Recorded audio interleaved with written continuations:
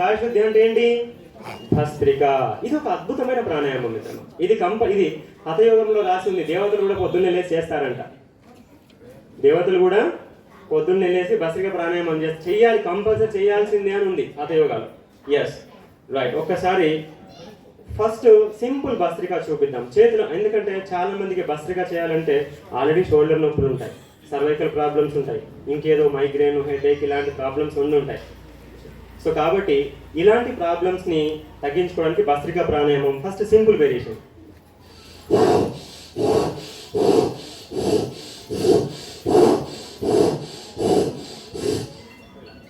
So ఇందాకనేమో fast breath out చేసాము only, కానీ ఇప్పుడు breath in breath out, breath in breath out రెండు ఉన్నాయి. అంటే మీరు ఎప్పుడైనా మనకి ఊర్లలో బయట కమ్మర్లు వచ్చినప్పుడు గడ్డపర్లు ఇవన్నీ కొడవలు చేసేవారు. అలా కొలిమితిత్తులో అగ్నిని రాజ్యం చేసినప్పుడు ఏమవుతుంది? Breathe in breath out, breath in breath out pump చేసినట్టు అవుతుందా?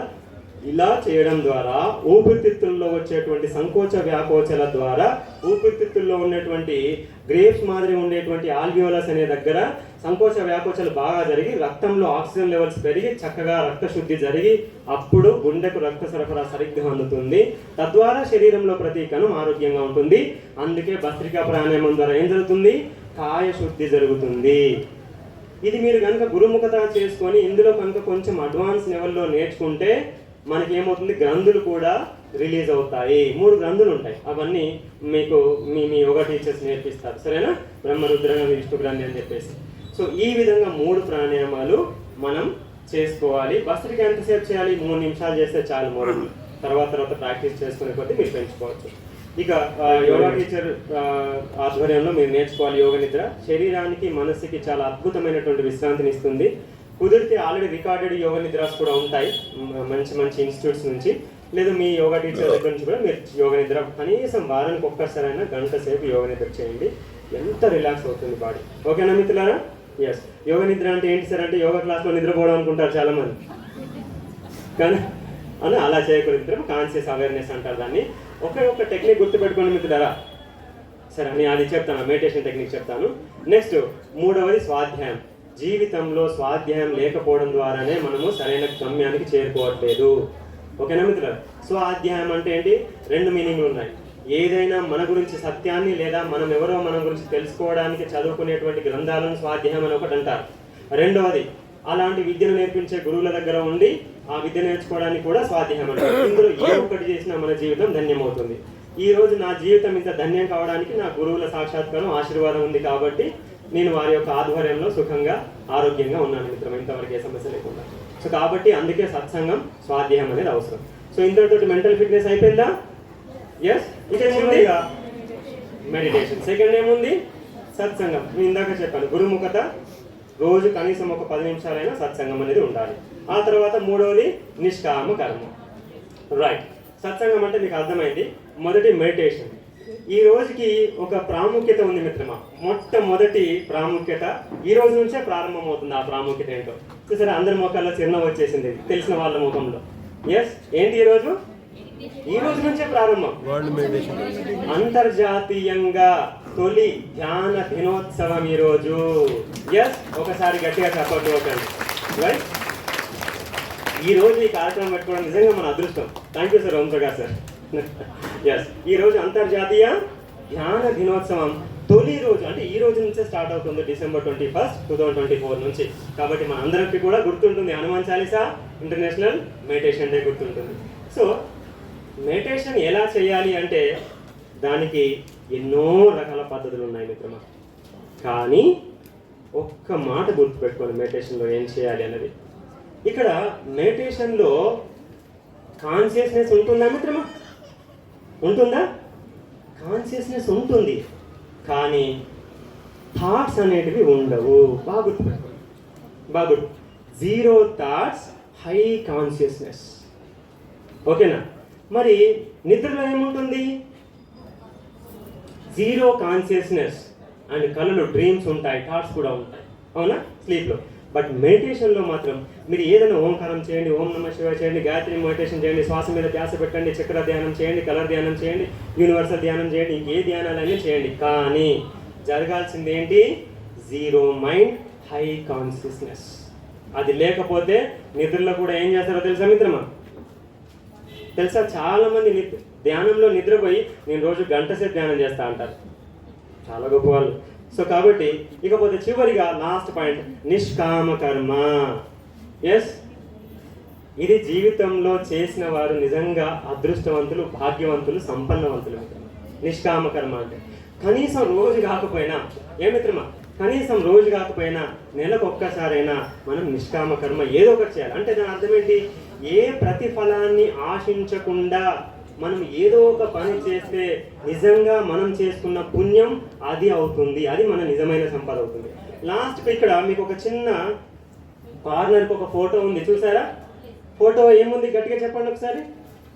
లాస్ట్ కార్నర్కి కింద పక్షులు ఎగురుతున్నట్టున్నాయి కదా. ఆ పక్షుల కంటే వెనకాల ఏముంది? ఒక చైన్ ఉంది. ఈ చైన్కి పక్షులకి సంబంధం ఏంటి మిత్రమా? ఏముంది సార్, చైన్తో పక్షులను కట్టేస్తే ఆగిపోతాయి, అవునా? నిష్కామ కర్మకి ఈ చైన్కి ఈ పిక్చర్కి సంబంధం ఉంది. ఎవరైనా చెప్తారా? ఎవరైనా చెప్తారా? సరే, టైం లేదు కాబట్టి నేనే చెప్తున్నాను. గుర్తుపెట్టుకోండి మిత్రమా, ఫస్ట్ ఏముంది? చైన్, అవునా? అరే పలకండి మిత్రులారా ప్లీజ్. ఏముంది? ఫస్ట్ చైన్ ఉందా? తర్వాత ఏమున్నాయి? చైన్ ఎగురుతుందా? బర్డ్స్ ఎగురుతాయా? చైన్ ఏం చేస్తుంది? బంధిస్తుంది, అవునా? కట్టేస్తాం, బంధిస్తుంది చైన్. చైన్ ఏం చేస్తుంది? పక్షి ఏం చేస్తుంది? ఎస్. సో కాబట్టి గుర్తుపెట్టుకోండి మిత్రులారా, కామ్య కర్మ చేసిన వారు, ఫలితాన్ని ఆశించి పని చేసేవాడు ఇలాగ చైన్ లాగా బంధించబడతాడు. నిష్కామ కర్మ చేసిన వాడు మోక్ష మార్గంలో విహంగం లాగా ఎగురుతాడు మిత్రమా. ఎస్. కాబట్టి మన జీవితంలో ఇంత అద్భుతమైనటువంటి జీవితం, దాదాపు కొన్ని శతాబ్దాలు తపస్సు చేస్తే కానీ మనకు మానవ జన్మ రాదంటారు. ఇంత అద్భుతమైన మానవ జన్మ వచ్చినందుకు కనీసం నిష్కామ కర్మ అనేది కొంతన్నా చేస్తూ మోక్ష మార్గంలో మనం విహరించాలని నేను మనస్ఫూర్తిగా కోరుకుంటూ, ఇంత అద్భుతమైనటువంటి అవకాశాన్ని ఇచ్చినందుకు మా గురువులకి, తల్లిదండ్రులకి, అలాగే మీ అందరికీ కూడా నమస్కారం తెలియజేస్తూ నేను ఇంతతో దాని స్వరూపం, అవునా? ఇది చంద్రుడు, ఇది సూర్యుడు, ఈ రెండు కలిస్తేనే శక్తి. ఏంటది? అవునా కదా? ఎస్. మరి మనందరం శక్తివంతులుగా ఉండాలా, శక్తిహీనులుగా ఉండాలా? శక్తి ఎలా పుడుతుంది? దానంతా అదే మనం కూర్చుంటే పుడుతుందా? అవునా? పుట్టదు. మరి ఏం చేయాలి? అగ్ని పెంచాలి. అగ్ని పెంచాలంటే ఎక్కడి నుంచి పెరుగుతుంది? సూర్యనాడి. ఎస్. శరీరానికి ఆరోగ్యం కావాలంటే ఏ నాడి కావాలి? మరి మనస్సుకి ఆనందం, సంతోషం, సుఖం, ప్రశాంతత కావాలంటే ఏ నాడి కావాలి? ఇప్పుడు చెప్పండి. అందుకోసమే ఇడ పింగళ, పింగళ ఇడ, నాడీ శోధన ప్రాణం, left to right, right to left, ఈ రెండు చేసినప్పుడు మాత్రమే శక్తి జనరేట్ అవుతుంది. ఈ శక్తి జనరేట్ అయినప్పుడు మాత్రమే మానసికంగా, శారీరకంగా ఆరోగ్యంగా ఉంటారు. ఎస్ మిత్రులారా, క్లియర్ అయిపోయిందా? నాడీ శోధన ఎందుకు చేయాలి? నాడీ శుద్ధి కోసం. నాడీ శుద్ధి చేస్తే ఏమవుతుంది? మనకి సైంటిఫికల్గా తీసుకుంటే నర్వస్ సిస్టంలో sympathetic and parasympathetic nervous system అని అంటాం కదా. పడుకునేటప్పుడు కనుక మనకు సింపాథెటిక్ నర్వస్ సిస్టమ్ యాక్టివేట్లో ఉందనుకోండి, నిద్ర వస్తుందా? నిద్ర రాదు. పడుకునేటప్పుడు ఏముండాలి? పారాసింపాథెటిక్ నర్వస్ సిస్టమ్ ఉండాలి. పని చేసేటప్పుడు నిద్రపోతున్నాం అనుకోండి, ఏమంటారు వాడిని? ఏమంటారు? ఓరి సోమరి పోతా, తినేటప్పుడు పడుకుంటప్పుడు తింటావు అని అంటారు, అవునా కదా? సో అలా కాకుండా మనకి ఎనర్జీ సరిగ్గా ఉండాలి అంటే నాడీ శోధన ప్రాణాయామం చేసుకోవాల్సింది. ఎంతసేపు? కనీసం 5 నుంచి 10 నిమిషాలు మిత్రమా. ఓకేనా? కపాలభాతి ఎంతసేపు చేయాలి? కనీసం 3 నిమిషాలు. నాడీ శోధన ఎంతసేపు చేయాలి? కనీసం 3 నుంచి 5 నుంచి 10 నిమిషాలు. ఓకేనా? నెక్స్ట్, మొదట కేవలం 5 సెకండ్లతో కుంభకాలు ప్రారంభించండి. కానీ డైరెక్ట్గా నేను చేయమని చెప్పట్లేదు. ఎవరైనా ఒక యోగా గురువు యొక్క లేదా యోగా టీచర్ యొక్క సాన్నిధ్యంలో మీరు కొన్ని రోజులు ప్రాణాయామం చేసుకున్న తర్వాతనే కుంభకాల వరకు వెళ్ళాలి. ఓకేనా? ఓకేనా? రైట్. మీకు అర్థమవుతుందా లేకపోతే అర్థం కావట్లేదా? నాకు అర్థం కావాలి కదా ఫస్ట్. ఎస్. సో నెక్స్ట్ నాడీ శోధన. ముందు నాడీ శోధన. సో మీ అందరికీ తెలుసు, నాసాగ్ర ముద్ర కానీ లేదా ఈ 2 వేళ్ళని ఇక్కడ భూమధ్య స్థానంలో కానీ పెట్టుకొని రింగ్ ఫింగర్ తోటి, థంబ్ తోటి ఆల్టర్నేట్ నాస్ట్రిల్ని క్లోజ్ చేయడం, ఓపెన్ చేయడం చేయాలి. ఇప్పుడు ముందుగా లెఫ్ట్ నుంచి పూర్తిగా శ్వాస వదలాలి. చేయండి మీరు కూడా. లెఫ్ట్ నుంచి ముందు శ్వాస పూర్తిగా వదిలి అదే ముక్కు నుంచి లెఫ్ట్ నుంచి శ్వాస దీర్ఘంగా తీసుకోండి. దెన్ లెఫ్ట్ క్లోజ్ చేసి రైట్ నుంచి వదిలేయండి. Right breathe. మళ్ళీ రైట్ నుంచి పూర్తిగా బ్రీతింగ్ చేయండి, శ్వాస తీసుకోండి. లెఫ్ట్ నుంచి పూర్తిగా బ్రీత్ అవుట్ చేయండి. లెఫ్ట్ నుంచి పూర్తిగా బ్రీతింగ్, రైట్ నుంచి పూర్తిగా బ్రీత్ అవుట్. రైట్ నుంచి పూర్తిగా బ్రీతింగ్, లెఫ్ట్ నుంచి పూర్తిగా బ్రీత్ అవుట్. రిలాక్స్ అవ్వండి. దీన్ని ఏమంటున్నాము? రిలాక్స్. సంసారం అని దేన్ని అంటారు మిత్రమా? సరే, మీరు ప్రాణాయామం గురించి చెప్తూ మళ్ళీ సంసారం గురించి చెప్తున్నారు. భార్యాభర్తల జీవితంలో సంసారం అని అంటాం, భార్యాభర్తలు కలిస్తేనే. అవునా? కేవలం పురుషుడు కేవలం 5 సెకండ్లతో కుంభకాలు ప్రారంభించండి. కానీ డైరెక్ట్గా నేను చేయమని చెప్పట్లేదు. ఎవరైనా ఒక యోగా గురువు యొక్క లేదా యోగా టీచర్ యొక్క సాన్నిధ్యంలో మీరు కొన్ని రోజులు ప్రాణాయామం చేసుకున్న తర్వాతనే కుంభకాల వరకు వెళ్ళాలి. ఓకేనా? ఓకేనా? రైట్. మీకు అర్థమవుతుందా లేకపోతే అర్థం కావట్లేదా? నాకు అర్థం కావాలి కదా ఫస్ట్. ఎస్. సో నెక్స్ట్ నాడీ శోధన. ముందు నాడీ శోధన. సో మీ అందరికీ తెలుసు, నాసాగ్ర ముద్ర కానీ లేదా ఈ 2 వేళ్ళని ఇక్కడ భూమధ్య స్థానంలో కానీ పెట్టుకొని రింగ్ ఫింగర్ తోటి థంబ్ తోటి ఆల్టర్నేట్ నాస్ట్ని క్లోజ్ చేయడం, ఓపెన్ చేయడం చేయాలి. ఇప్పుడు ముందుగా లెఫ్ట్ నుంచి పూర్తిగా శ్వాస వదలాలి. చేయండి మీరు కూడా. లెఫ్ట్ నుంచి ముందు శ్వాస పూర్తిగా వదిలి అదే ముక్కు నుంచి లెఫ్ట్ నుంచి శ్వాస దీర్ఘంగా తీసుకోండి.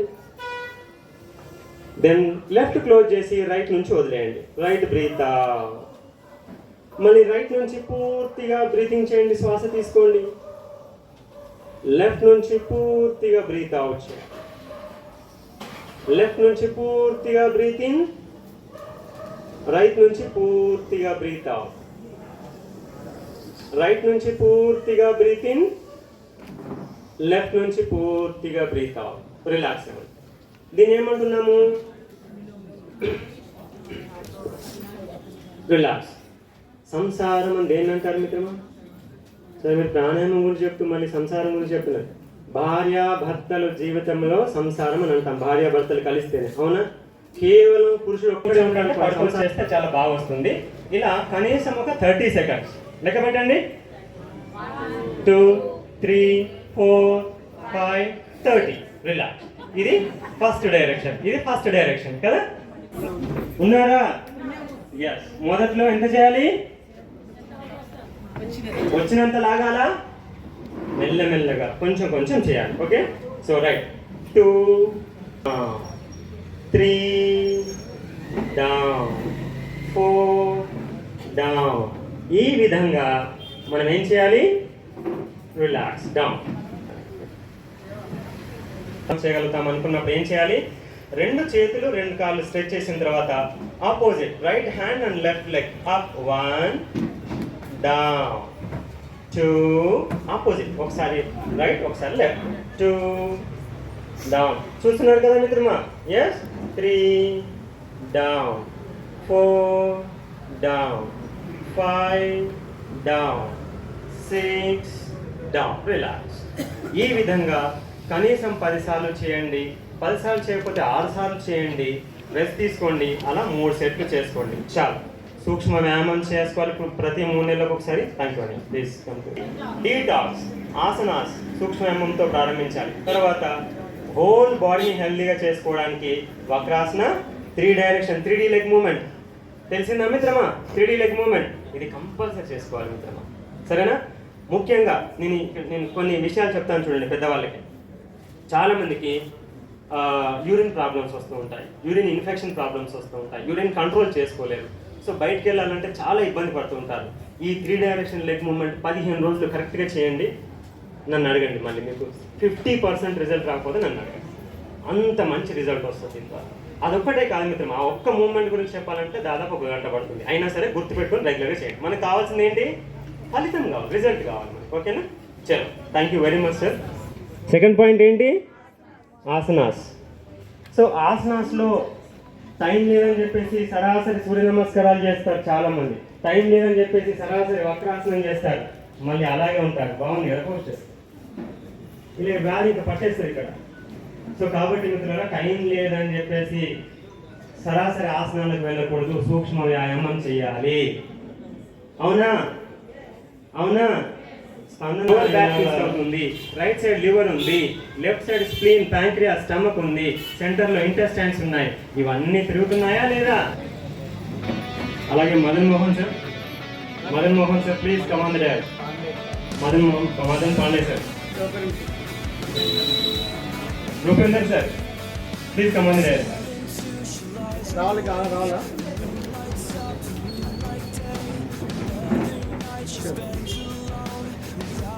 మదన్ భాయ్ ఇద్దరు రాజా ఇస్తారా ఇవ్వండి సార్.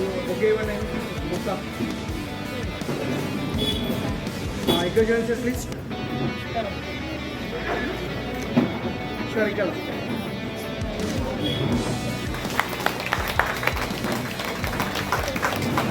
దోసి తారకరామ్ గారు. Photo sir. సార్ దగ్గర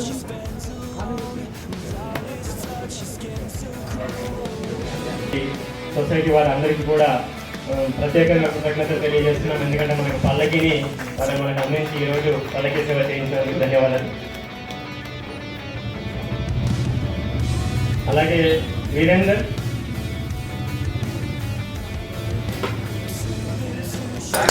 ఎవరో మీ చేతులను పట్టుకొని లాగదీస్తున్నట్టు ఉండాలి. ఓకేనా? వాళ్ళు అలానే ఉంచారా?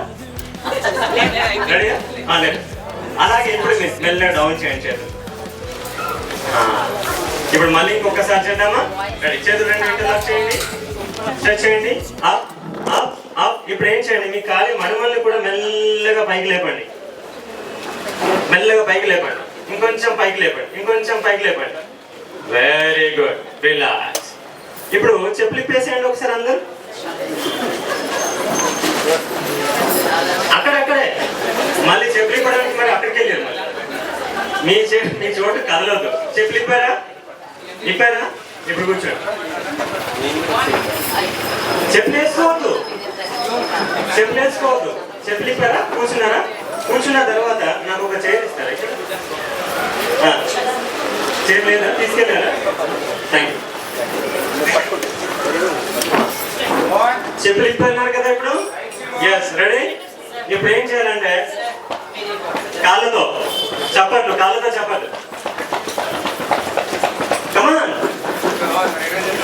Come on my dear friends. చప్పట్లు కనబడట్లేదు.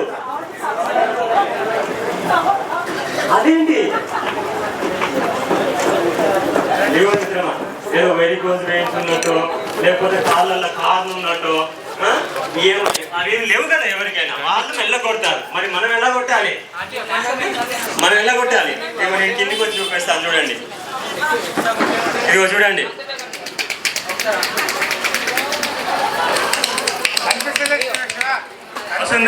వస్తుందా? కొట్టండి, గట్టి కొట్టండి, గట్టిగా. Very good. మొన్ననే తెలంగాణలో భూకంపం వచ్చిందన్నారు. ఎవరు? ఇప్పుడు వస్తుంది నిజమైన భూకంపం. కొట్టండి. వచ్చిందా అండి మొన్న భూకంపం? మా మొలుగులోనే ప్రారంభమైంది. ఇప్పుడు నల్లకుంట అదరాలి. ఓకేనా? రైట్. కొట్టారా? ఇప్పుడు రెండు చేతులు కాదు.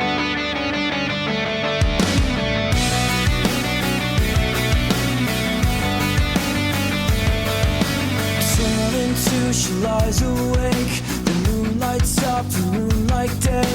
Another night she spends alone, without his touch, his skin so cold.